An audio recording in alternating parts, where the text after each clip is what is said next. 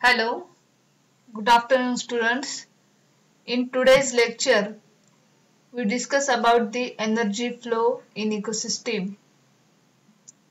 So now let's start. Energy has been defined as the capacity to do work. You know very well the definition of energy. And energy is found in two forms. One is a potential energy and second one is a kinetic energy. Potential energy means what? Potential energy is the energy at a resting stage, that is, stored energy or capable of performing work. While kinetic energy is the energy of motion condition. Resting कंडिशनला असेल तर त्याला potential energy म्हणतात आणि motion कंडिशनला असेल म्हणजे pre कंडिशनला असेल त्याला कायनेटिक एनर्जी म्हणतात. So it results in work performance at the expense of potential energy. So conversion of potential energy into kinetic energy involve the impartation of motion. एखाद्या गोष्टीला रेस्टिंग कंडिशन मधून मूविंग कंडिशन मध्ये जर करायचं असेल तर त्याला काय लागते? मोशन लागणार आहे. The source of energy required by all living organisms is the chemical energy of the food. जेवढे पण लिव्हिंग ऑर्गॅनिझम्स आहेत त्यांना फूडच्या फॉर्म मधून एनर्जी भेटत असते. फॉर द ज्या काही मेटाबॉलिक ऍक्टिव्हिटीज आहेत त्या परफॉर्म करण्यासाठी. The chemical energy is obtained by conversion of the radiant energy of sun. आपण म्हणलो की प्रोड्युसर्स जे आहेत ते एनर्जी कोणाकडून घेतात? सन कडून घेतात. म्हणजे सनची जी रॅडियंट एनर्जी आहे तिला केमिकल एनर्जी मध्ये कन्वर्ट करतात. The radiant energy is in the form of electromagnetic waves which are released from the sun during the transmutation of hydrogen to helium. Detail मध्ये जर आपण बघितलं की रॅडियंट एनर्जी येते सन कडून, ठीक आहे, पण कोणत्या फॉर्म मध्ये येते? It is in electromagnetic waves, जी की हायड्रोजन ते हेलियम मध्ये ट्रान्सम्युटेशन होणार आहे. The chemical energy stored in the food of living organisms is converted into potential energy by the arrangement of the constituent items of food in a particular manner. Stored energy आपण म्हणतोय की plants हे store energy करतात, म्हणजे ती कशी energy आहे? Potential form मध्ये आहे. Is any ecosystem there should be unidirectional flow of energy. तुम्ही कोणतीही इकोसिस्टीम जर घेतली तर तिथे एनर्जीचा फ्लो तुम्हाला कसा दिसेल? युनिडायरेक्शनल दिसेल. So this picture show the energy flow in the ecosystem. Left hand साइडला तुम्हाला सन कडून इलेक्ट्रोमॅग्नेटिक वेव्स येताना दिसतील, जे की प्लांट्स ऍब्सॉर्ब करतात किंवा कॅप्चर करतात. ठीक आहे. त्यानंतर जे काही प्लांट्स आहेत, शूट्स आहेत, प्लांट्सचे शूट आणि रूट्स, ते रूट्स काय करणार आहेत? ऑर्गॅनिक मॅटरला ऍब्सॉर्ब करणार आहेत. आणि आता एक चेन तयार झालेली दिसेल तुम्हाला. निमॅटोड्स, रूट फीडर निमॅटोड्स जे आहेत, म्हणजे जे काही प्लांट निमॅटोड्स प्रेझेंट असतात रूट्सवर, त्यांना इट करणारे कोणते आहेत? अर्थ्रोपोड्स आहेत. अर्थ्रोपोड्सला इट करणारे लार्ज अर्थ्रोपोड्स और प्रिडेटर्स, आणि त्यांना खाणारे कोण? बर्ड्स. आणखी अर्थ्रोपोडला खाणारे कोण? Some big animals. ठीक आहे. सो इन सॉइल मध्ये त्यांनी दाखवलंय की फंगस असतात, मायक्रोरायझर फंगस असतात. त्याचबरोबर सम प्रोटोझोन्स पण आहेत, निमॅटोड्स पण आहेत. सो हा या फिगरमध्ये जे काही एरो दाखवण्यात आलेले आहे त्याच्यामध्ये एनर्जीचा फ्लो कसा आहे, युनिडायरेक्शनल फ्लो दाखवण्यात आलेला आहे. This energy flow is based on two important laws of thermodynamics. Which are they? First one is a first law of thermodynamics. एनर्जीचा फ्लो स्टेटमेंट वरून सांगितलेला आहे लॉ ऑफ थर्मोडायनेमिक्स मध्ये. तर पहिला लॉ काय सांगतो? It states that amount of energy in the universe is constant. It may change from one form to the another, but it can neither be created nor be destroyed. म्हणजे energy आपण क्रिएटही करू शकत नाही आणि डिस्ट्रॉयही करू शकत नाही. तर ती कशी असते? ती एका फॉर्म मधून दुसऱ्या फॉर्म मध्ये चेंज होत असते. ठीक आहे. Light energy can neither created nor be destroyed as it passes through the atmosphere, but they change their form. However, be transferred into another type of energy, such as chemical energy or heat energy. Their form of energy can be transformed into electromagnetic radiation. ठीक आहे. पहिला law काय सांगतोय की energy आपण create करू शकत नाही, डिस्ट्रॉय करू शकत नाही, तर काय करू शकतो? तिचं कन्वर्जन आपण पाहू शकतो. सेकंड लॉ ऑफ थर्मोडायनेमिक्स काय सांगतो? In second law it states that non-random energy, that is a mechanical, chemical and radiant energy, cannot be changed without some degradation into heat energy. The change of energy from one form to another takes place in such a way that a part of energy assumes waste form, that is heat energy. Thus, after transformation, the capacity of energy to perform work is decreased. The energy flow from higher to lower level. Thus, in ecosystem, the transfer of food energy from one organism to another leads to degradation and loss of a major fraction of food energy as heat due to metabolic activities, with only a small fraction being stored in living tissue or biomass. Energy in food is in concentrated form, while heat energy is highly dispersed. Food मध्ये energy कसं असतं? Concentration form मध्ये आहे. All changes in energy form can be accounted for in any system, and the main source of energy is sun. Energy कुठून येणार आहे? सन कडून येणार आहे. Approximately 57% of sun energy is absorbed in the atmosphere and scattered in the space. बघा, approximately त्यांनी सांगितलंय की 57%च सन कडून येणारी एनर्जी ऍब्सॉर्ब करण्यात येते. But some 35% is expended to heat water and land areas and to evaporate water of the approximately 88% of light energy. Striking plant surface, 10% to 15% is reflected. Reflection होतं लाईटचं.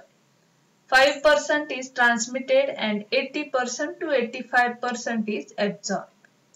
And an average of only 2%, that is 0.5 to 3.5% of the total light energy striking on a leaf is used in photosynthesis, and rest is transformed into heat energy. Photosynthesis साठी 0.5 to 3.5% energy use करण्यात येते. However, only the visible light, that is the photosynthetically active radiation, that it is, in short is called as PAR, which carries about 50% of the energy, of total incident solar radiation is available to primary producers for absorption. By multiplying the estimated productivity with the calorific value, that is energy content per unit weight of biomass, the energy captured can be determined. The calorific value is determined by burning known weight of dry biomass in a bomb calorimeter in the presence of oxygen and measuring the heat evolved. Calorific value जी आहे ती काढण्यासाठी किंवा ती कशावरून निघते तर bomb कॅलोरीमीटरने ती काढण्यात येते. So in next we discuss the concept in ecology, that is the ecological pyramids. It is one of the important and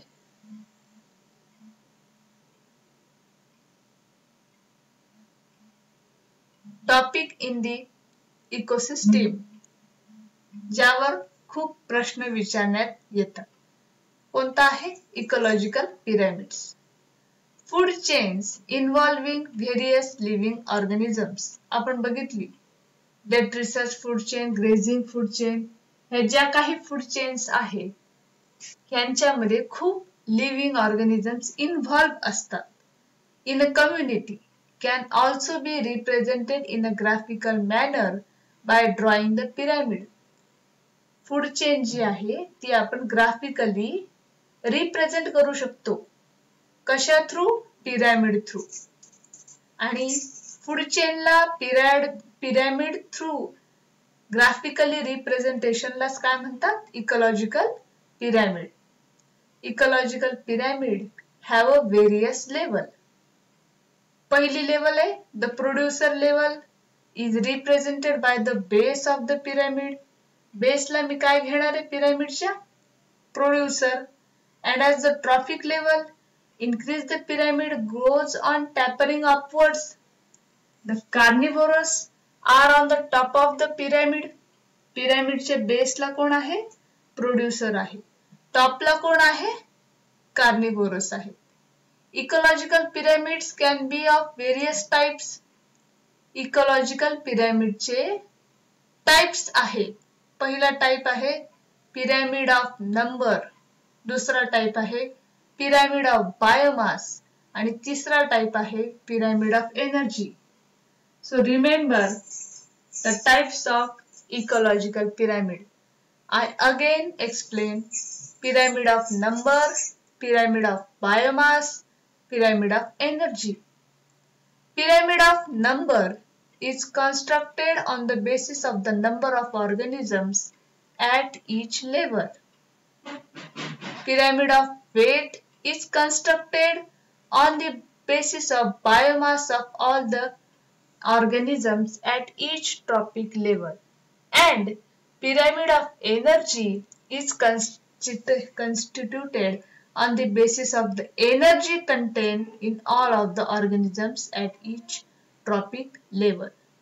म्हणजे नंबर वरून, त्यांच्या बायोमास वरून आणि एनर्जी वरून पिरॅमिडचे टाइप्स पडलेले आहेत. So this figure show the pyramid of number, pyramid of biomass and pyramid of energy.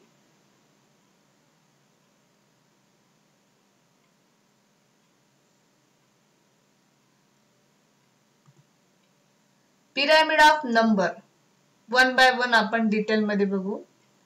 Pyramid of number is constructed on the basis of the number of organisms at each trophic level. आत्ताच आपण म्हणलो in the food chain. In the food chain, the number of animals decreases at successive trophic levels. Producers ची number जास्त आहे, त्याच्यानंतर primary producers, primary म्हणजे हर्बिव्होर्सचे number थोडे कमी आहे. असं ट्रॉपिक लेवल जी आहे ती कशी होत जाते? डिक्रीज होत जाते. At the bottom of the pyramid are the green plants which synthesize food through photosynthesis. using the sun's energy just above the plants. मग कोण येणार? Herbivorous येणार. The animals at the lowest level of the pyramid are large in numbers. At the successive higher levels of the pyramid, the number of animals decreases. सगळ्यात highest tropic levelचा जो असणार आहे तो कसा असणार आहे? Decrease numberचा असणार आहे. The top carnivores at the top of the pyramid are very few. टॉपचे जे असणार आहेत आपण म्हणलो तर लॉयन, टायगर जे आहेत टॉप कार्निवोरस आहेत ते कसे असतात? व्हेरी फ्यू नंबर्सचे असतात. For example in the forest there may be large number of deers but there will be only a few lions. बघा, this is the figure of pyramid of number. Number of producers किती आहेत? सर्वात जास्त आहे. त्याच्यानंतर त्यावर जगणारे primary consumers, primary consumers वर जगणारे सेकंडरी कंझ्युमर्स, सेकंडरी कंझ्युमर्सची नंबर प्रायमरी कंझ्युमर पेक्षा कमी आहे आणि जो टॉपचा आहे टर्शरी कंझ्युमर आहे त्याची नंबर सगळ्यात कमी आहे. सगळ्यात जास्त कोणाची नंबर आहे? नंबर ऑफ प्रोड्युसर्सची. Then second type of pyramid, that is a pyramid of biomass. Biomass आपण म्हणलो biomass म्हणजे काय? It is the amount of living matter. It is the total amount of living matter. The pyramid of mass is constructed on the basis of mass of all organisms in such a trophic level in the food chain. The total biomass of the plants is greater than that of the herbivores. इथे पण biomass जे आहे प्लांट्सचं ते हर्बिव्होरस पेक्षा जास्त आहे कारण की त्यांची नंबरही जास्त आहे. The total biomass is greater than that of the first order of carnivorous. हर्बिव्होरसची कार्निव्होरस पेक्षा बायोमास जास्त आहे. In a food chain, only 10% of the biomass is transferred from one trophic level to the next trophic level in the food chain as shown in the figure. बघा, 10%च biomass एका tropic पासून दुसऱ्या trophic level पर्यंत तुम्हाला जाताना दिसेल figure मध्ये. सगळ्यात खाली जे जास्त नंबर मध्ये आहेत they are the primary producers. Then primary consumers, then secondary consumers, and then at the top tertiary consumers are present, which are the very lowest in biomass. Next pyramid is pyramid of energy. The pyramid of energy is constructed on the basis of total energy contained all of the organism of each trophic level of the food chain. As discussed earlier, the amount of usable energy decreases at each trophic level in a food chain because at which step some energy is lost as heat to environment. Plants have the maximum store of chemical energy.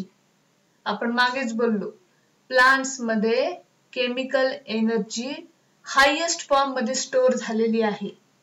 Herbivores have less energy which is only about 10% of the energy stored in the plants. Herbivores मध्ये प्लांट्सच्या comparison मध्ये कमी energy store असते.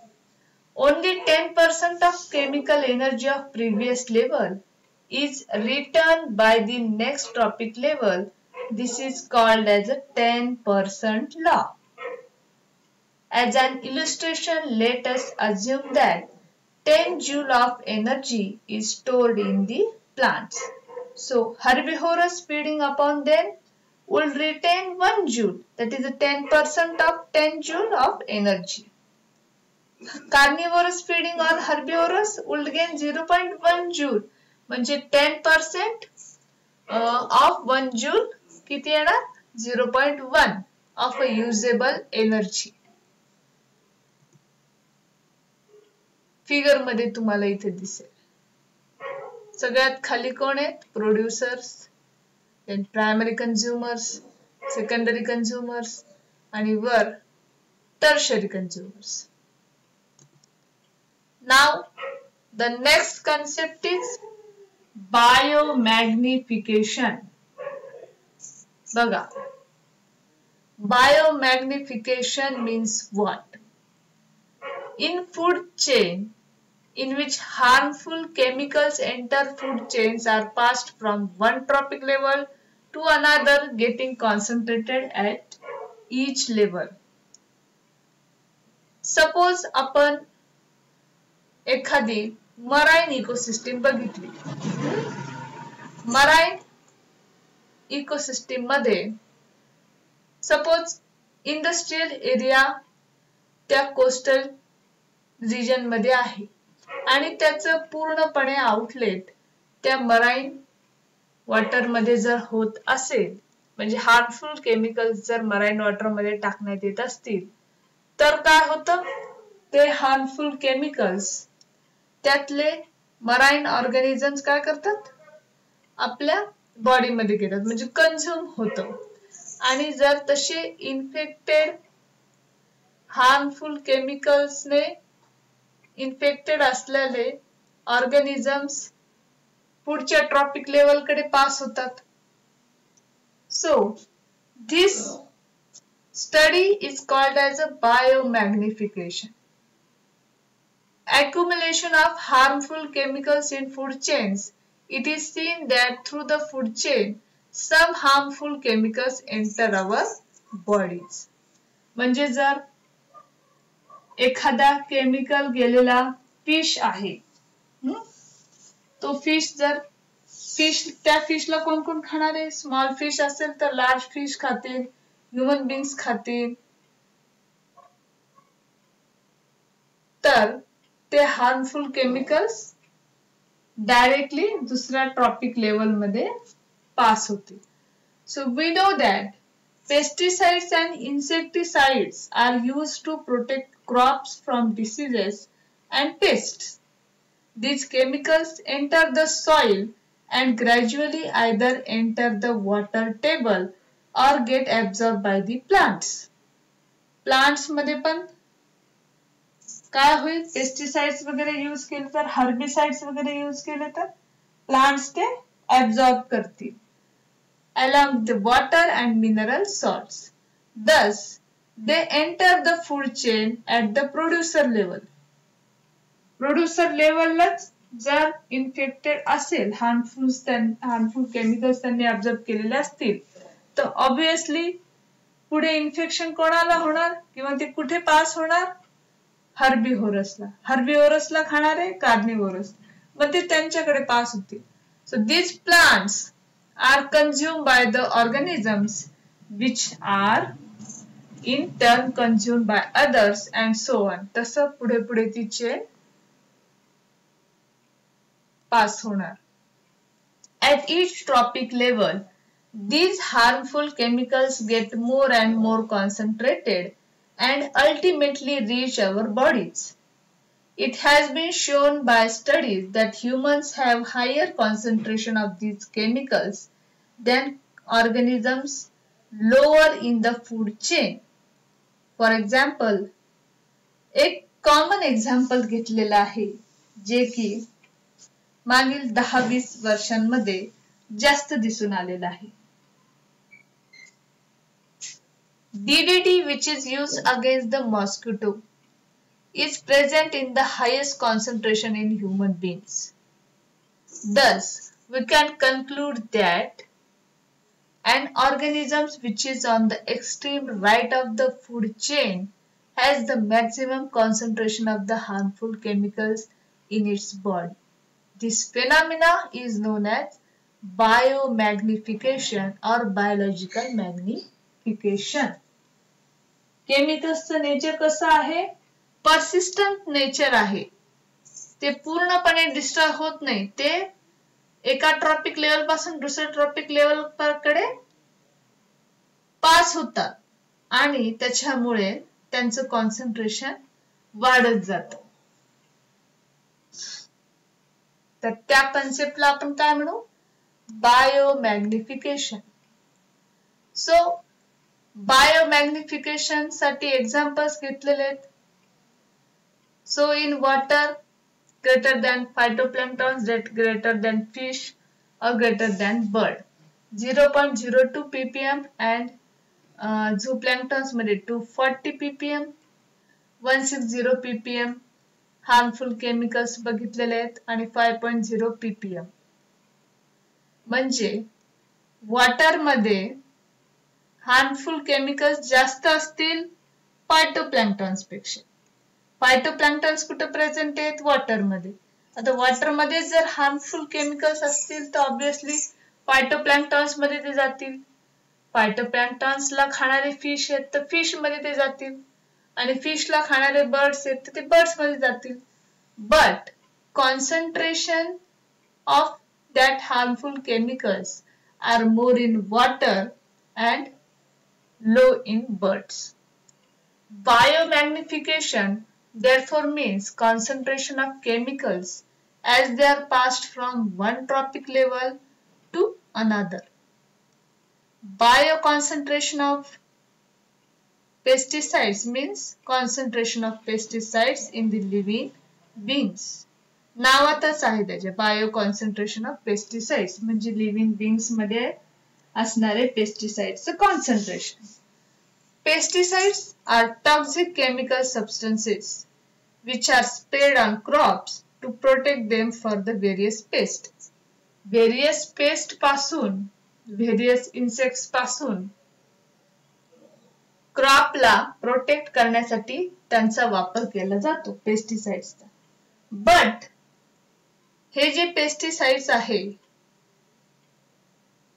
ते कसे आहेत? Toxic नेचरचे आहेत.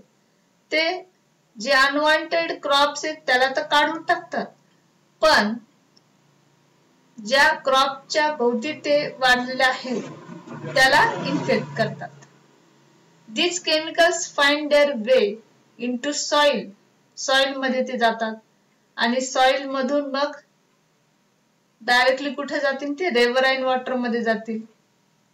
Later on when crops are raised, plants along with water and other minerals absorb these chemicals.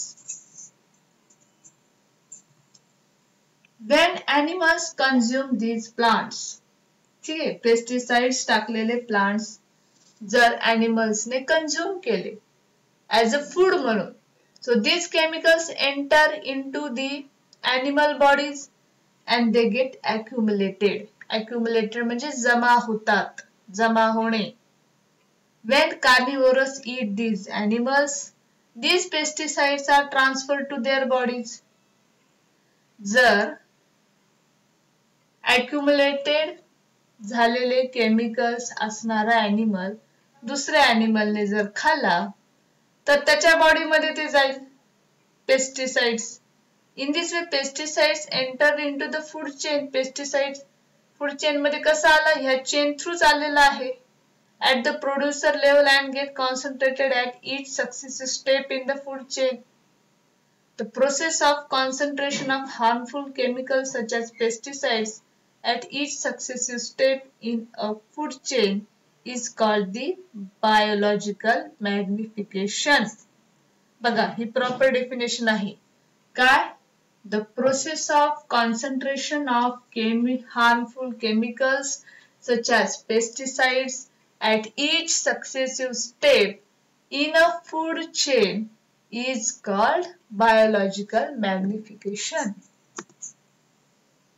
So man being an omnivorous, manचं जर आपण बघितलं तर man is omnivorous, eats fish, meat as well as vegetables. Being a powerful and intelligent animal, he is very rarely eaten by any animal. Mostly man दुसरा animal म्हणजे एखादा animal man सहसा खात नाही. But moreover he disposes his dead ones. समजा dead झालेला असेल तो मॅन, तर scavengers do generally not consume them. Thus he is at the top of most food chains. Food chain मध्ये टॉप लेवलला कोणता आहे? मॅन आहे. In other words, he is only a consumer. तो काय आहे? Consumer आहे. As a result of pollution, there are greater chance to accumulation of harmful chemicals in this body. टॉपचा कंझ्युमर आपण जर म्हणलं तर त्याच्यामध्ये हार्मफुल केमिकल्स अक्युमुलेशन होण्याचे चान्सेस कसे आहेत? जास्त आहेत. Which can be very harmful, जेणेकरून ते त्याला हार्मफुल आहे. Accumulation of metallic effluents like mercury and fluorine are very harmful for the human health. So mercury can lead to disease, namely Minamata and fluorine. जो जपानमध्ये मिनामिता disease दिसून आला होता, तो कशामुळे झाला होता? हे जे काही मर्क्युरीचं कंटेंट आहे ते मॅनच्या बॉडीमध्ये दिसून आलेलं होतं. So this is a chain. बघा, grasses absorb chemicals from soil. Then ते कुठे ग्रासेस कोण खातं? शीप आणि गोट खातात. म्हणजे ज्या ग्रासेसनी हार्मफुल केमिकल्स ऍब्झॉर्ब केलेले आहेत ते कुठे पास होणार? शीप आणि गोटला, which receive chemicals with food that is grasses. आणि व्हेजिटेबल्स, मॅन व्हेजिटेबल्स खातात किंवा मिल्क घेतात, त्याच्यामध्ये ते केमिकल्स मॅनच्या बॉडीमध्ये जातात. आता algae absorb chemicals from water. Algae कोण खातं? फिशेस खातात. आणि फिशला कोण खातं? मॅन खातात. म्हणजे मॅन मध्ये सुद्धा ते केमिकल्स पास होतील.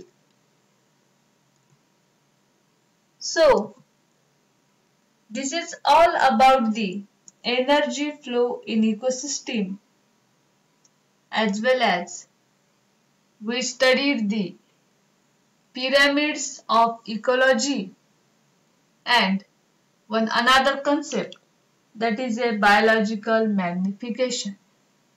So thank you very much.